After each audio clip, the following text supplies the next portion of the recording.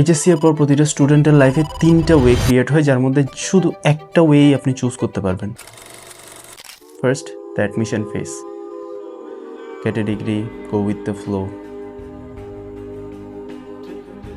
Second one, IELTS দিয়ে better কোনো পজিশনে মুভ করা, যেহেতু দেশে আপনি কোনো ভালো অপরচুনিটি পাচ্ছেন না, যার কারণে আপনি আপনার পছন্দের সাবজেক্ট নিয়ে পড়ার জন্য দেশের বাইরে মুভ করছেন, which can be considered as a very good option.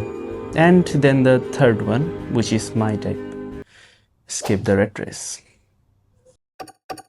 বাংলাদেশে এখন 27 লাখ মানুষ বেকার।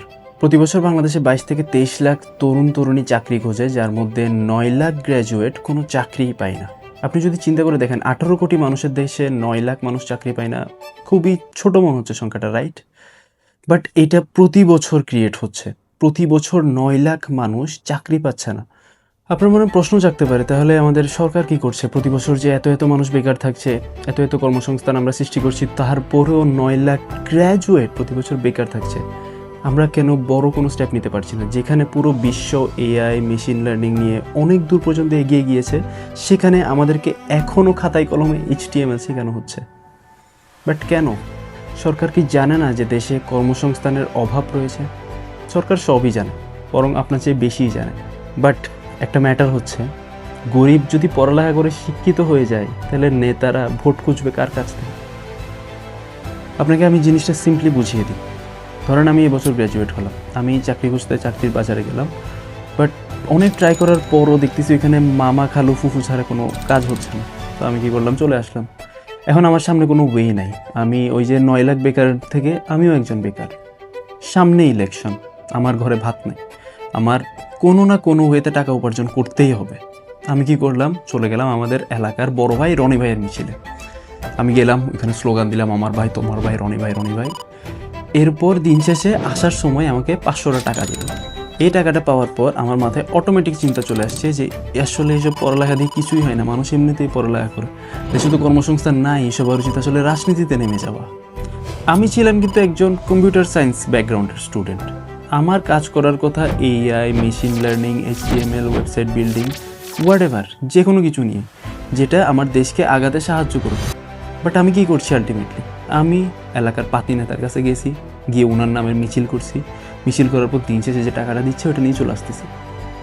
একজন নেতা যখন রাস্তা দিয়ে হাঁটছে, সে যদি 500টা মানুষ একসাথে নিয়ে না হাঁটে, তাহলে তার ভিতরে একটা নেতা নেতা ফিল আসতেছে না। তার থেকে নেতা নেতা ফিল এটা আসতে হবে। যদি 500টা মানুষ নিয়ে সে রাস্তায় না হাঁটে, তাহলে মানুষ তাকে ভোটই দিচ্ছে না। এরকম সিচুয়েশন আমাদের মধ্যে ক্রিয়েট হয়ে গেছে। আপনি যদি বাইরের দেশের ইলেকশন ক্যাম্পেইনগুলোকে খেয়াল করেন, দেখবেন যে যে মেন ক্যান্ডিডেট থাকে সে একজন থাকে, তার আশেপাশে সর্বোচ্চ 5-10 জন মানুষ থাকে।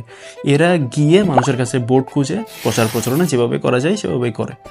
কিন্তু আমাদের দেশে পুরো সিনারিওটা ভিন্ন। এখানে যদি আপনি 2 দিনের নেতাও দেখেন, সে যখন রাস্তায় বের হয় মিনিমাম 200 জন ছেলে নিয়ে বের হয়। ক্ষমতা যত ছোটই হোক, প্রদর্শনটা হয় সবচেয়ে বড়। আমরা শক্তি দেখাতে গিয়ে পুরো শহর থামিয়ে দিই, পরে বলি যে এটাই নেতৃত্ব। আমাদের সমস্যা মূলত এই জায়গায়। এই যে 200-300 পোলাপান যারা মিছিলে গিয়ে জয় বাংলা করছে, এদেরকে যদি এনাফ অপরচুনিটি দেওয়া হতো, তাইলে কিন্তু এরাই পরবর্তী Sam Altman, Steve Jobs, Bill Gates বা যে কোনো কেউ হইতে পারতো, রাইট? বাট এদেরকে যদি এই অপরচুনিটিটা দেওয়া হয়, এরা যদি স্টিভ জবস, বিল গেটস হয়ে জায়গা, তাহলে আমাদের দেশের নেতাদের পকেট তো আর ভরবে না। তাদেরকে তো কেউ ভোট দিয়ে আনবে না। তাদেরকে যদি ভোট দিয়ে না আনে, তাহলে তো তারা দেশকে বেঁচে দিতে পারবে না। নেতারা যদি শিক্ষিত জনগণ প্রডিউস করে, যারা নিজেরা নিজের পায়ের উপর ডিপেন্ডেবল হইতে পারবে, তাহলে তো পরবর্তীতে তাদেরকে ভোট দিয়ে কেউ সংসদে নিয়ে যাবে না। মানুষ যখন শিক্ষিত হয়ে যাবে, তখন তারা শিক্ষিত মানুষ খুঁজবে যারা দেশকে আগায় নিয়ে যাবে। শিক্ষিত মানুষ যদি দেশকে আগায় নিয়ে যায়, তাহলে এই অশিক্ষিত মূর্খরা কি করবে? যদি কেউ সত্যিকারের নেতা হতো, তাহলে সে 500 পোলাপানকে 500 টাকা দিয়ে ভাড়া করে আনতো না। সে 500 পোলাপানের কর্মসংস্থান ম্যানেজ করতো, যাতে তারা নিজেরা 500 টাকাটা আয় করে খাইতে পারে। ফর এক্সাম্পল, আপনি জিয়াউর রহমানকে দেখেন, উনার যে এত জনপ্রিয়তা, এত মানুষ ওনাকে পছন্দ করে। খাল খননের সময় উনি কিন্তু নিজে গিয়ে খাল খনন করেছেন। উনি চাইলে কিন্তু ওনার দলের লোকজনকে দিয়ে বা কৃষকদেরকে দিয়ে বা যে কোনো কেউকে দিয়ে করাইতে পারতেন, বাট উনি নিজে গিয়ে বুঝাইছে যে এটা কতটা ইম্পর্টেন্ট। এরকম আরও হাজার হাজার এক্সাম্পল আছে। এগুলো যদি বলতে চাই, তাহলে আপনি আমাকেও ক্যাটাগরাইজ করা শুরু করবেন, সো লিভ ইট। বাট আমি কি বলতে চাচ্ছি আপনারা অ্যাটলিস্ট বুঝছেন, আই হোপ। এইচএসসি এর পর কোন ডিগ্রি নেবেন, কীভাবে পড়াশোনা করবেন, কীভাবে করলে কী হবে, ক্যারিয়ার রোড ম্যাপ এটসেট্রা, আপনি এইসব নিয়ে অনেক ভিডিও পেয়ে যাবেন ইউটিউবে। বাট আমি আজকে আপনাদেরকে এসব কিছু নিয়ে বলতে আসিনি। আমি আপনাদেরকে বলতে আসছি কীভাবে আপনি সিস্টেমের বিরুদ্ধে লড়াই করে নিজে একটা সিস্টেম বিল্ড করতে পারবেন। মোট কথাই এসকেপ দ্য রেট রেস।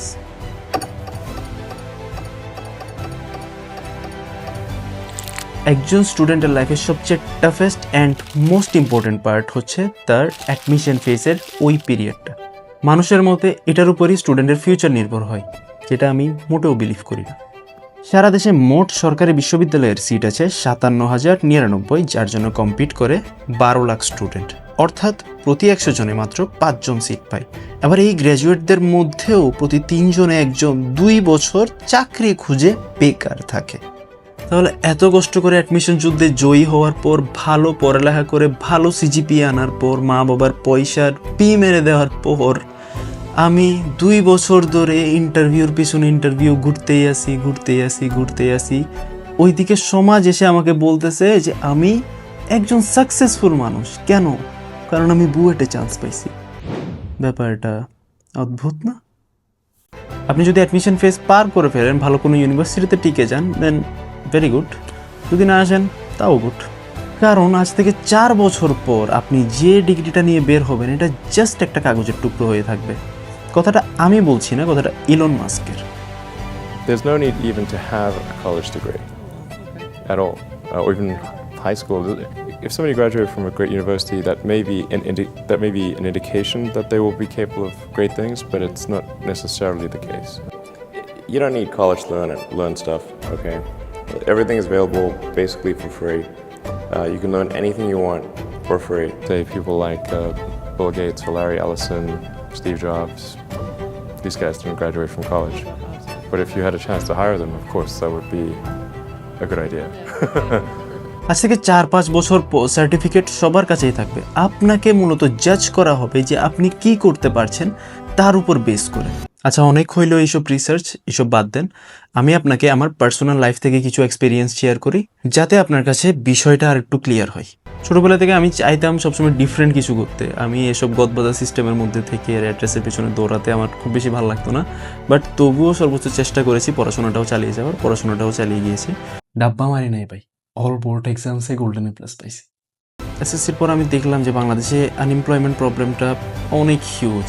আমি কি করলাম, বাংলাদেশের ফার্স্ট ড্রপ শিপিং কিন্তু আমি লঞ্চ করেছিলাম, যেটা ছিল 2024-এ রিকো ড্রপ নামের একটা প্ল্যাটফর্ম।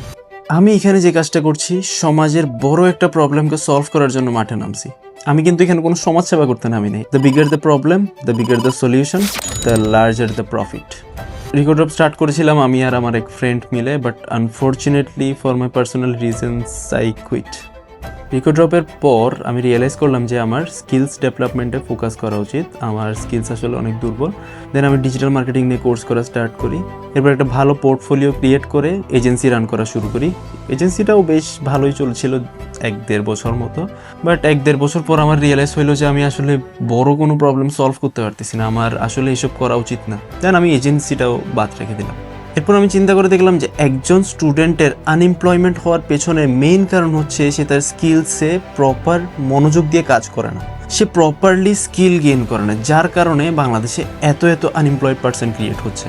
স্কিলস নিয়ে কাজ করার জন্য সবার প্রথমে তার একটা ল্যাপটপ লাগবে, বাট আমাদের রিকোয়ারমেন্ট অনুযায়ী ওই পরিমাণ বাজেট থাকে না যে আমরা একটা ভালো ল্যাপটপ কিনতে পারবো। এই জায়গায় আমি যেটা করলাম, ইন্টারন্যাশনালি যেসব বড় প্রজেক্ট হয়, Singapore, China, Malaysia, Japan, Dubai সহ বড় জায়গায়, এই প্রজেক্টগুলোতে যেসব ল্যাপটপ ইউজড হয় তারা একটা সার্টেন টাইমের পর প্রজেক্ট শেষ যখন হয়ে যায় তখন এই ল্যাপটপগুলো সেল করে দেয়।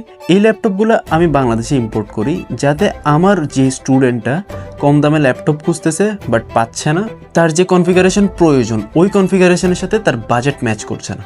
ধরেন আপনি ভিডিও এডিটিং শিখতে চাচ্ছেন, আপনার বাজেট হচ্ছে আপনি সর্বোচ্চ 40,000 খরচ করতে পারবেন একটা ল্যাপটপে, কিন্তু ভিডিও এডিটিংয়ের জন্য আপনার মিনিমাম রিকোয়ারমেন্ট একটা ল্যাপটপের 80 থেকে 1 লাখ টাকা, যার কারণে আপনার যেটাতে ইন্টারেস্ট সেটা আপনি করতে পারতেছেন না। এই জায়গাতে আমি আপনাকে ওই 1 লাখ টাকার ল্যাপটপই 40 থেকে 45,000 টাকায় দিচ্ছি। ফর এক্সাম্পল, আপনি যদি এইচপি ইলাইটবুক 840G8 নিউ কিনতে চান কোর i7 11th জেন প্রসেসরে, তাইলে আপনার দাম পড়বে অলমোস্ট 1,62,000 টাকা। আমি আপনাকে দেখাই খুলে, এটা আমার কাছে আছে 840G8 i7 11th generation, 16GB RAM, 512GB SSD, একদম brand new configuration. Same laptop 4x ডিফারেন্সে আমি আপনার কাছে সেল করতেছি 42,000-এ। এই যে 840G8 আমি আপনার কাছে সেল করতেছি মাত্র 42,000-এ। এই ল্যাপটপটা আর ওইটার মধ্যে জাস্ট ডিফারেন্স হালকা পরিমাণে ব্যাটারির একটু ডিফারেন্স পাইতে পারেন, বাকি সব কিছু আপনি সেম। আমার কথা হচ্ছে আপনি যে ল্যাপটপটা 4x ডিফারেন্সে নিচ্ছেন সেই ল্যাপটপটা আপনি 2 থেকে 3 বছর ইউজ করলেন। 2 থেকে 3 বছর ইউজ করার পর যদি আপনার হালকা পাতলা প্রবলেম দেখাও দেয়, আপনি হালকা পাতলা প্রবলেমটা সলভ করার জন্য একটু বেটার ব্যাটারি লাগাইলেন, বাকি আহামরি খুব একটা প্রবলেম হবে না। আবার জিনিসটা এমন না যে আপনি আমার কাছ থেকে ল্যাপটপ নিলেন, নেওয়ার পর 2 থেকে 3 দিন পর এটা নষ্ট হয়ে গেল। আমি আপনাকে 15 দিনের রিপ্লেসমেন্ট গ্যারান্টি দিচ্ছি, সাথে 3 বছরের সার্ভিস ওয়ারেন্টিও দিচ্ছি। কোনো কিছু শিখতে হলে আপনার আগে একটা ভালো ল্যাপটপ প্রয়োজন। ভালো ল্যাপটপে আপনি যে স্কিলসটা শিখতে চাচ্ছেন সেই স্কিলস অনুযায়ী কনফিগারেশন আপনি পাচ্ছেন নাকি সেটা প্রয়োজন।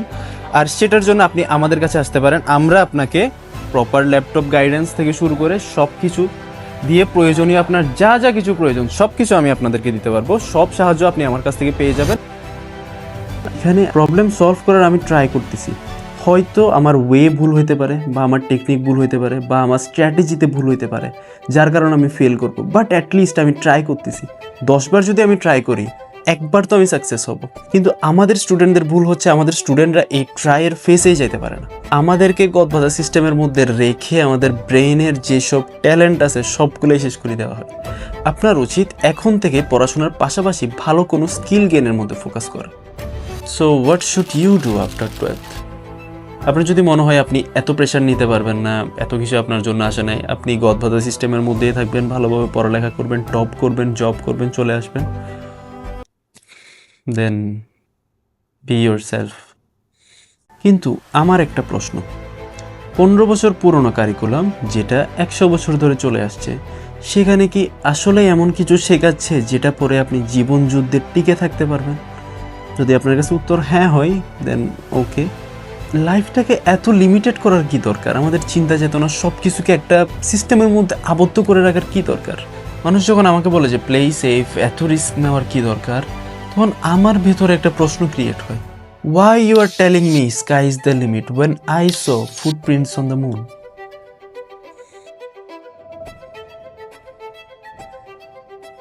আবার আপনার মধ্যে যদি এনাফ পটেনশিয়াল অ্যান্ড ইন্টারেস্ট দুইটাই থাকে ভালো কিছু করার জন্য, যেটার অপরচুনিটি আমাদের দেশে আপনি দেখতেছেন নাই, তাহলে you should obviously go for a better option.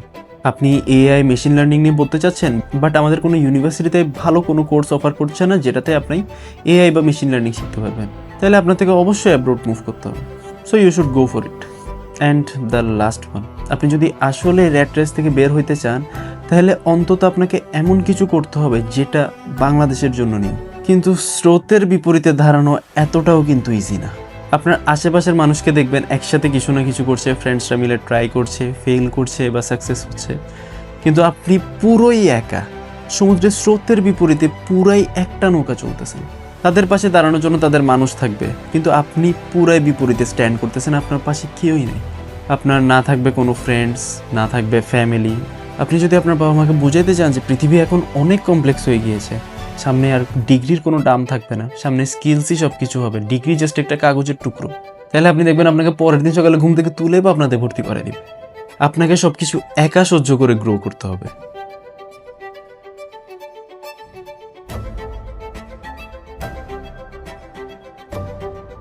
অ্যামাজনের ফাউন্ডার জেফ বেজোস তার একটা হাই পেইং জব ছেড়ে গ্যারেজে একটা অনলাইন শপ খুলেছিল যেখানে তিনি বই বিক্রি করতেন। তার ধারণা ছিল যে এই শপটা একদিন $1 বিলিয়ন বিজনেস হবে, এই বিজনেস করার মাধ্যমে তিনি পৃথিবীর সবচেয়ে ধনী ব্যক্তি হয়ে যাবেন। তিনি তার আঙ্কেলকে বুঝাইতে গেলেন, তার আঙ্কেলকে বললেন যে আপনি যদি এখানে ইনভেস্ট করেন আমরা দুইজনই অনেক ধনী হয়ে যাব, আমরা $1 বিলিয়ন মালিক হয়ে যাব। তখন তার আঙ্কেল বলছে, একটা ছেলে যার একটা গ্যারেজ আছে যেখানের মধ্যে সে বই বিক্রি করে, এই বইগুলো বিক্রি করে সে একদিন $1 বিলিয়ন মালিক হয়ে যাবে, পৃথিবীর সবচেয়ে ধনী ব্যক্তি হয়ে যাবে, এটা আমি বিশ্বাস করব। এটা বলে তার আঙ্কেল তাকে ভাগাই দিলেন। কিন্তু আজ ঠিক 25-30 বছর পর এসে তিনি ঠিকই $1 বিলিয়ন মালিক হয়েছেন, তিনি ঠিকই পৃথিবীর সবচেয়ে ধনী ব্যক্তি হয়েছেন। তার আঙ্কেল যদি তাকে তখন বিশ্বাস করত, এখনের সিচুয়েশনটার পরিবর্তন হইতো না। পরিবর্তন হইতো তার আঙ্কেলের জন্য, কিন্তু তার জন্য না। তাই আপনার আশেপাশের মানুষদেরকে আপনি যখন এইসব জিনিস বুঝাইতে যাবেন, তারা প্রথমত তো কিছু বুঝবে না, দ্বিতীয়ত পুরো দোষটাই আপনার উপর আসবে। তাই আমার সাজেশন হবে আপনি যা কিছুই ইন্টারেস্টেড হন, যা কিছুই আপনার মনে হচ্ছে ওয়ার্ক করবে বা ওয়ার্ক করবেন এটা পরের বিষয়, আপনি যা কিছুতে ইন্টারেস্টেড ফিল করতেছেন গো ফর ইট, পুরো মার্কেট কাঁপাই ফেলেন। আপনি দেখলেন যে আপনার ইন্টারেস্ট আছে ভিডিও এডিটিংয়ে, আপনার ভিডিও এডিটিং জার্নি শুরু করা উচিত নাকি উচিত না এসব বিষয়ে আপনি মানুষের কাছে সাজেশন নিতে গেলেন। মানুষ বললো যে অনেক বড় ইন্ডাস্ট্রি, আমরা নিজেরাই কম্পিট করে টিকে থাকতে পারছি না, আপনি এসে কি করবেন? কিন্তু আপনি দেখতেছেন যে আপনি কিছু একটা করলেই পারবেন, আপনি ডিফারেন্ট স্ট্র্যাটেজিতে কাজ করে ডিফারেন্টভাবে পজিশন করে ডিফারেন্টলি আপনি স্কিলসটা গেইন করতে পারবেন। You should try. হারবেন নাকি জিতবেন এটা আল্লাহর উপর ছেড়ে দেন, বাট একটাবার অ্যাটলিস্ট ট্রাই করে দেখেন, হয় জিতবেন না হয় কিছু শিখবেন, হারবেন তো কখনোই না। Remember just one thing, you don't have to be great to start, you have to start to be great.